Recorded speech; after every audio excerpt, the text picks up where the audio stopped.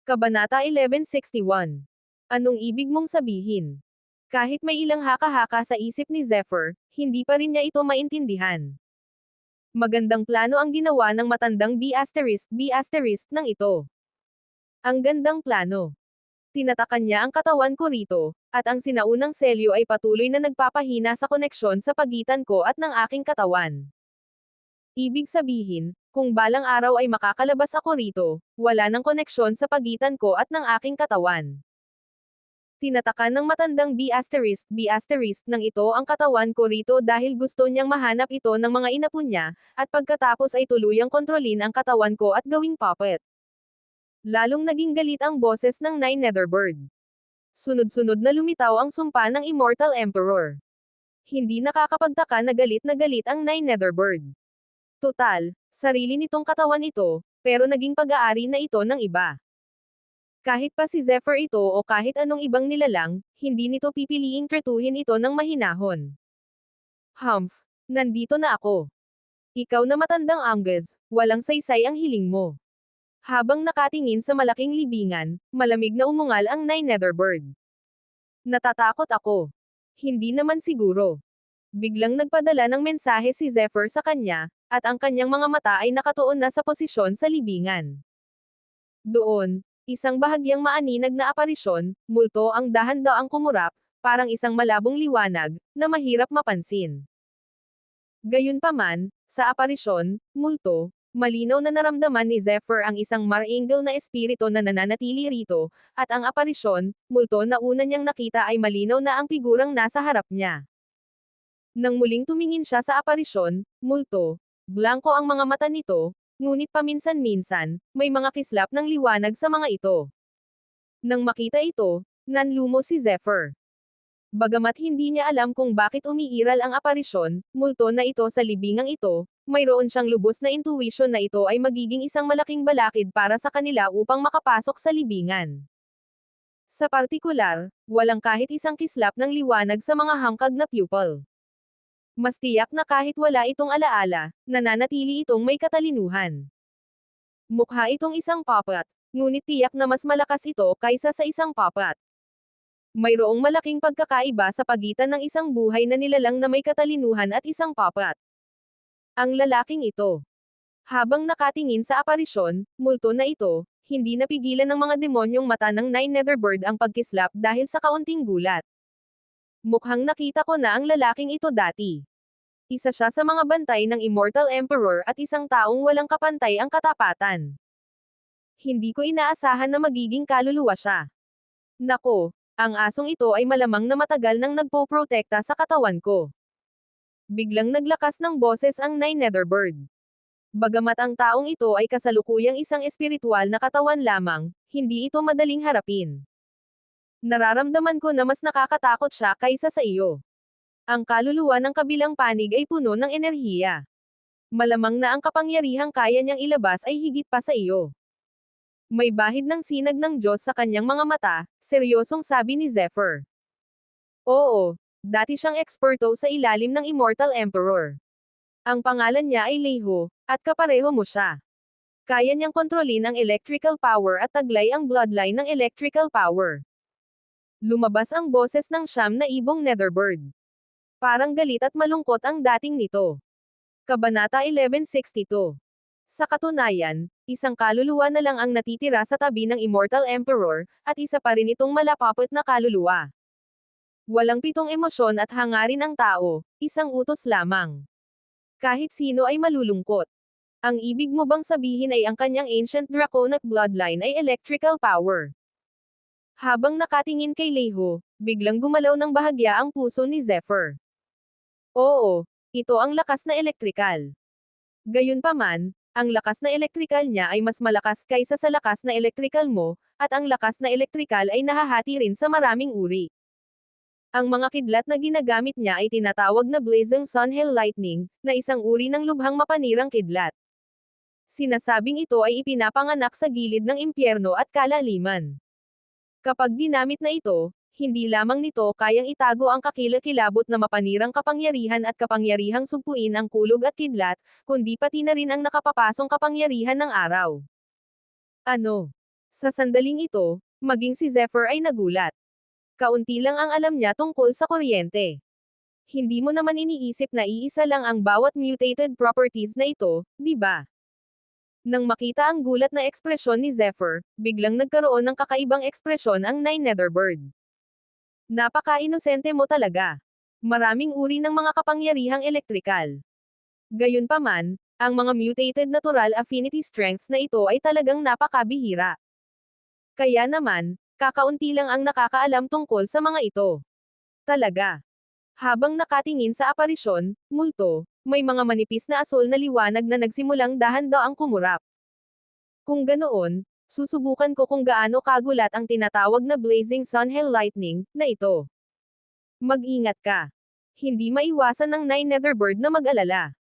Noong panahong iyon, hindi mahina ang kakayahan ni Leihu sa pakikipaglaban. Kahit na kinailangan pa nito ng kaunting pagsisikap para harapin ito.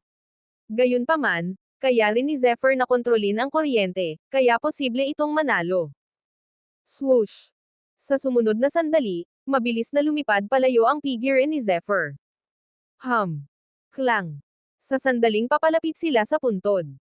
Bigla, isang kakaibang mahabang sigaw ang narinig mula sa libingan.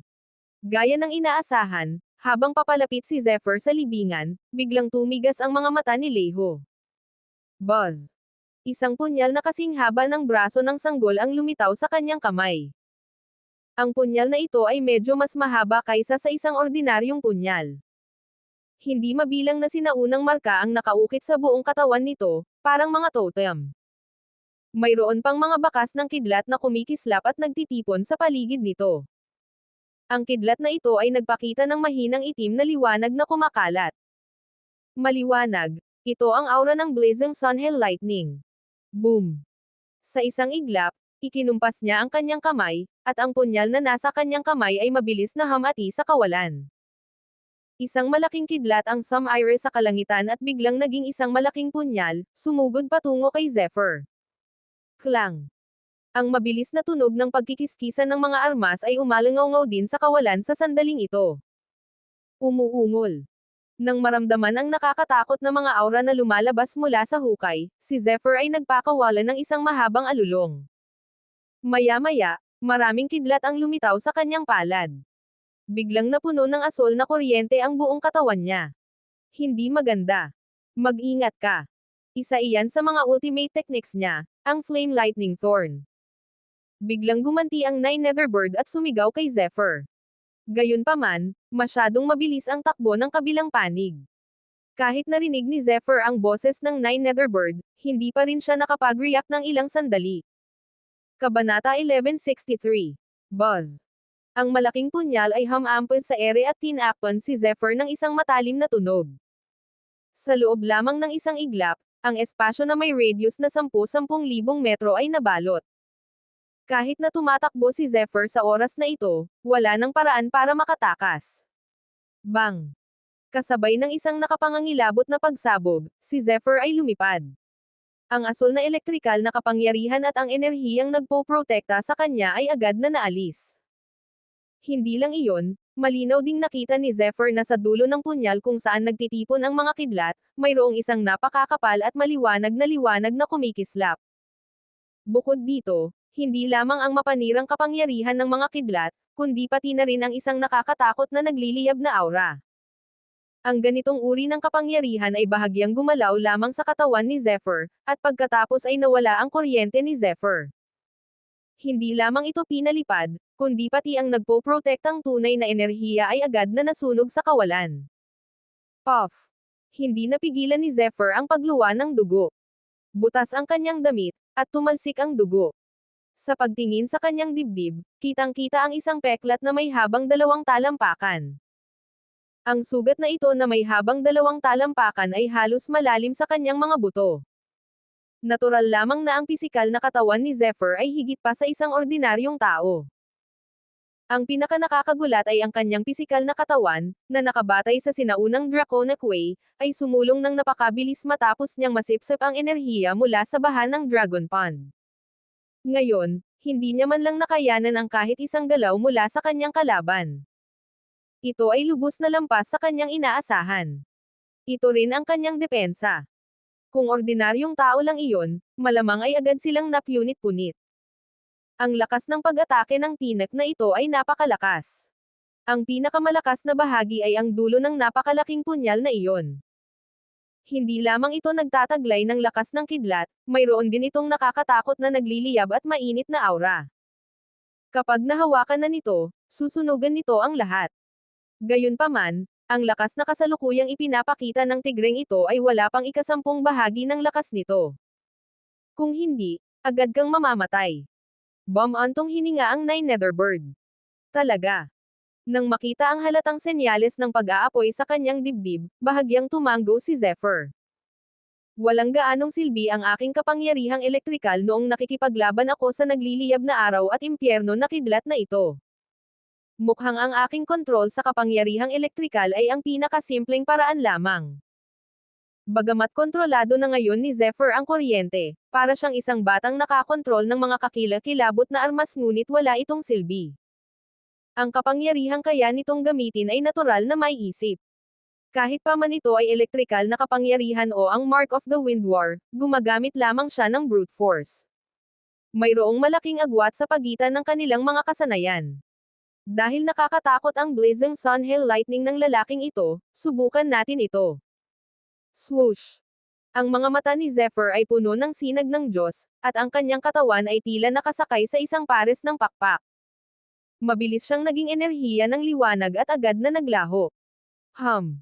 Gumawa siya ng isang senadorios gamit ang dalawang kamay at gumalaw sa hindi kapani-paniwalang bilis. Boom! Habang bumubuo ng mga selyo ang kanyang mga kamay, mabilis na nagtipon ang mga guhit ng kidlat sa paligid ng kanyang katawan. Sa sumunod na sandali, ang walang hanggang kapangyarihan ng kulog at kidlat ay mabilis na nagtipon sa kalangitan. Sa sandaling ito, isang hindi maipaliwanag na presyon ang biglang nabuo sa hangin. Saan man ito magpunta, ang lupa ay nabitak at ang langit ay gumuho. Kabanata 1164. Ang batang ito. Nang maramdaman ang pagbabago sa nakapalibot na espasyo, hindi napigilan ng Nine Netherbird na magbago ng ekspresyon nito. Boom! Isang napakalaking banal na sibat ang sumirit sa ere, agad na nagkahugis. Sa ilalim ng kontrol ni Zephyr, bigla itong lumitaw sa tabi ni Leho. Sibat ng kidlat. Habang bumubulong siya sa sarili, ang napakalaking divine spear sa kanyang kamay ay mabilis na humalo sa lakas ng walang katapusang kidlat habang mabilis itong sumugod patungo sa figure ng kabilang panig. Ang lightning spear ay isang kakaibang kasanayan na natural na nagmula sa katawan ni Zephyr.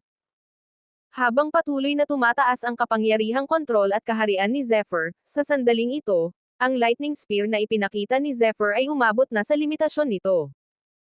Kahit ang malalakas na tao sa spirit ay hindi nang ahas na hamakin ito. Kahit walang sino man na mas mababa sa antas ng Emperor ang nang ahas na sabihin na kaya nila itong makuha ng madali. Isang magandang pagkakataon. Sa sandaling ito, ang bilis ni Lightning Spear ay napakabilis, lalo na ang kidlat mismo, na isa sa pinakamabilis na puwersa. Sa sandaling ito, nakatalikod si Leho kay Zephyr, na nagbigay kay Zephyr ng malaking pagkakataon. Agad niyang ikinumpas ang kanyang kamay at kinontrol ang Lightning Spear ng sukdulan. Ang sinaunang Lightning Spear ay parang isang nakakatakot na banal na sandata mula pa noong sinaunang panahon. Nagtataglay ito ng matalim na tunog habang tumatagos ito sa hangin at kumakapit sa espasyo kung saan matatagpuan ang Lightning Tiger. Ang espasyo ay nabaluktot at nabasag, na parang sisibog na. Sa wakas, sa nag-aabang na mga mata ni Zephyr, ang katawan ni Leho ay tinamaan ng kapangyarihan ng Lightning Spear. Kasabay ng isang malakas na kalabog, tila naangat ang buong espasyo sa isang iglap. Maging ang libingan ay nagsimulang manginig ng walang tigil. Sa loob ng radius na 10,000 metro, nabasag ang lupa, at ang mga nabasag na bato ay lumipad pataas, mabilis na umikot. Sa kawalan, mas marami pang mga ahas na parang kidlat ang sumasayaw ng mabangis. Sa loob ng ilang panahon, tila isang natural na sakuna ang nabuo sa loob ng radius na 10,000 metro. Dumagundong. Lumakas ang bagyo, at saglit na iyon, sumabog ang hangin at kulog. Ang hangin at kulog, na libo-libong metro ang laki, ay biglang sumabog at bumuo ng malalaking marka ng pagkapunit. Bumuhos ang napakalakas na hangin, at ang mga patong-patong ng enerhiya ay patuloy na bumubuhos na parang kidlat at malakas na ulan, na humahatak sa lupa at kalangitan. Isang napakalakas na kapangyarihan, kahit ang Nine Netherbird ay hindi maiwasang manlaki ang mga mata sa sandaling ito. Ang kapangyarihang ito ay malinaw na hindi pantao. Gayunpaman, sa sandaling ito, biglang nagbago ang nasa sabik na mukha ni Zephyr. Sa kakilakilabot na lugar na iyon kung saan nagtitipon ang mga bagyo, isang kakaibang pagbabago-bago ang biglang lumitaw, at isang figure ang mahinang nakita. Boom! Sa sumunod na sandali, isang marka ng kamao ang tumama sa kalangitan at sumire sa kalawakan na parang isang banal na parusa. Sa sumunod na sandali, malakas itong sumuntok kay Zephyr. Simple at walang palamuti ang suntok na ito, ngunit napakalakas nito at tumama sa katawan ni Zephyr. Nang sumunod na sandali, kasabay ng pagsabog ng lakas, naramdaman lamang ni Zephyr na ang kanyang mga laman loob ay nawalan ng kontrol ng ilang sandali, at pagkatapos ay patuloy siyang tinamaan sa ere. Dumagundong. Marahil ay 10 beses o mahigit 100 beses. Maging si Zephyr ay tinamaan na ng hindi mabilang na beses. Ang kanyang katawan ay mabilis na dumaan sa mga nakapalibot na bato at patuloy na dinudurog ang mga ito.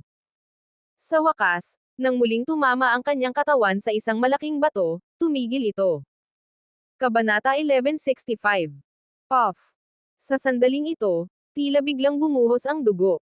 Bakas sa mukha niya ang hindi makapaniwalang pag-angat ni Zephyr ng kanyang ulo at tumingin sa puntod. Isang figure ang lumitaw na walang pakialam. Si Leihu pala ito. Sa sandaling ito, wala pa ring pakialam si Leihu, at wala man lang kakaibang ekspresyon sa mukha niya, na para bang ang atake ni Zephyr ngayon lang ay parang kilati ng bata at walang epekto. Paano ito posible? Sa harap ng lalaking ito, hindi napigilan ni Zephyr ang manginig. Hindi ito dahil sa siya ay mahiyain, kundi dahil wala siyang kapangyarihan. Ang pakiramdam ng kawalan ng kapangyarihan ay isang bagay na kahit si Zephyr ay hindi pa naramdaman noong sila mismo ay lumaban sa 3 eksperto sa antas ng hari. Ang Divine Robe. Habang nakatingin sa Thunder Tiger, dahan-daang tumunog ang boses ng Nine Netherbird. Kahit sa oras na ito, paus at walang lakas pa rin ang boses nito. Nasa harap niya ang pisikal na katawan nito, ngunit hindi nito makuha. Ang pakiramdam ng kawalan ng kapangyarihan ay sapat na para mabaliw ito. Nakatitig ito ng mariin sa tigreng kidlat sa harap nito. Sa katawan nito, unti-unting sumabog ang mga guhit ng kidlat at bumuo ng isang sangkap na nananatili sa paligid nito. Hindi mabilang na 4 na sinaunang simbolo ang nakaukit dito, na mukhang isang banal na damit. Ang kidlat sa paligid ng damit ay maaaring kumalat ng daan-daang metro. Ang kidlat at mga arkong de kuryente ay patuloy na nananatili sa loob nito. Maraming mga bitek ang unti-unting naaayos dito. Malinaw na ang lightning spear na ipinakita ni Zephyr ngayon lang ay nilabanan ng nagmaterialisang kidlat na parang isang banal na damit. Ang Divine Robe. Gulat na tumingin siya kay Zephyr Leihu. Tama iyan. Ang banal na kasuotang ito ay binubuo ng isang napakakapal na infernal lightning. Ito ay bumubuo ng isang banal na kasuotan, at ang kanyang katawan at sandata ay perpektong protektado. Walang atake ang makakaabot sa pundasyon nito. May bahid ng kawalan ng kapangyarihan sa boses ng Nine Netherbird. Sa sandaling ito, hindi dahil sa masyadong mahina si Zephyr, kundi dahil masyadong maikli ang kanyang oras ng paglilinang. Si Leihu ay isang walang kapantay na eksperto, at bilang ang pinakamakapangyarihang nasasakupan ng Immortal Emperor, ang kanyang lakas sa pakikipaglaban ay bahagyang mas mahina lamang kaysa sa Immortal Emperor. Sa makatuwid, sa panahong ito, kahit na mayroon lamang kaluluwang katawan si Leihu at wala pang 10 bahagi ng kanyang cultivation ang natitira sa kanyang kasagsagan, ang kamahalan at kapangyarihang kanyang ipinamalas ay hindi kayang labanan ni Zephyr. Mukhang makakatulong talaga ang pisikal na katawan ko sa mga inapo ng matandang halimaw na ito. Susmariosep. Ang malademonyong mga mata ng Nine Netherbird ay puno ng kawalan ng pag-asa, ngunit sa sandaling ito, wala itong pagpipilian. Sa ilalim ni Leihu, kahit na ang kanyang lakas ay lubhang mahina, mas malakas pa rin siya kaysa sa mga tinatawag na disipulo sa antas ng emperador. Kahit na personal na dumating ang mga Academy Master ng The Academies, hindi nila siya kayang labanan, lalo na si Zephyr. Wait. Bigla. Sa oras na ito, bahagyang nagbago ang mukha ni Zephyr. Tiningnan niya si Leihu sa harap niya na may kakaibang ekspresyon, at ang kanyang mga mata ay tila labis na nagulat. Anong problema? Nang makita ang kakaibang mukha ni Zephyr, hindi maiwasan ng Nine Netherbird na makaramdam ng kakaiba. Ang lalaking ito parang ayaw akong patayin. Habang nakatingin kay Leihu, dahan-daang bumangon si Zephyr. Sa sandaling ito, kumukulog at kumidlat ang katawan ni Zephyr, at ang asul na kidlat ay patuloy na kumukulo. Gayunpaman, kung titingnang mabuti, makikita mo na ang kidlat sa katawan ni Zephyr ay umaalon na may kasamang mga manipis na itim na liwanag.